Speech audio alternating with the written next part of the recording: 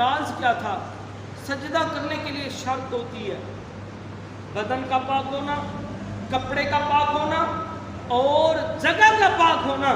میرے مصطفیٰ جب سجدہ کیا تو قیامت تک کے لیے بتا دیا، لوگوں سن لو، خبردار خبردار۔ کسی نے یہ آواز نکالی، کسی نے یہ کہا، بلکہ مصطفیٰ سجدہ کر کے بتا رہا ہے کہ جگہ بھی پاک ہے، بدن بھی پاک ہے اور کپڑے بھی مصطفیٰ کے پاک چھوڑ۔ ہم بغیر کپڑوں کے، کپڑے ناپاک ہو، جسم ناپاک ہو، جگہ ناپاک ہو، سجدہ کر سکتے ہیں؟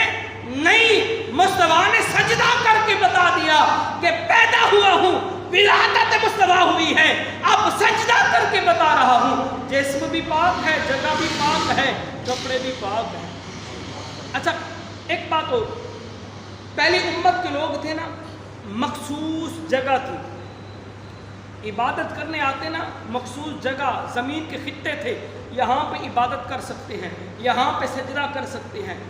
اچھا جب مصطفیٰ کی ولادت ہوئی، اب اللہ کے حبیب کے قدم مبارک کے صدقے سے صرف بیت آمنہ نہیں، بیت اللہ شریف نہیں، عرب نہیں، بلکہ پوری روئے زمین کو اللہ کریم نے جعلت لیل ارض بصیرا، اللہ نے اپنے محبوب کی آمد کے صدقے، ولادت مصطفیٰ کے صدقے، مبارک مصطفیٰ کے قدموں کے صدقے پوری روئے زمین کو سجدہ بنا دیا، مسجد بنا دیا۔ کہا اے محبوب کی امت، جس دنیا کے کونے میں ہو، جس زمین کے خطہ پر ہو، جہاں پر کھڑے ہو کر اللہ کی بارگاہ میں سجدہ دے کر یوں کہہ سکتے ہو سبحان ربی الاعلیٰ۔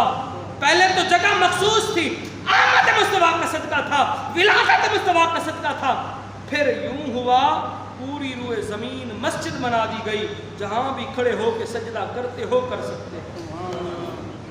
آج لوگ اعتراض کرتے ہیں، یہ احسان بھی نہیں بھول سکتے لوگ، لیکن قسم سے روح کانپ جاتی ہے جب یہ کہتے ہیں کہ کلمہ پڑھانے والے پر کلمہ پڑھنے والے اعتراض کرتے ہیں، کلمہ پڑھانے والے پر کلمہ پڑھنے والے اعتراض کرتے ہیں۔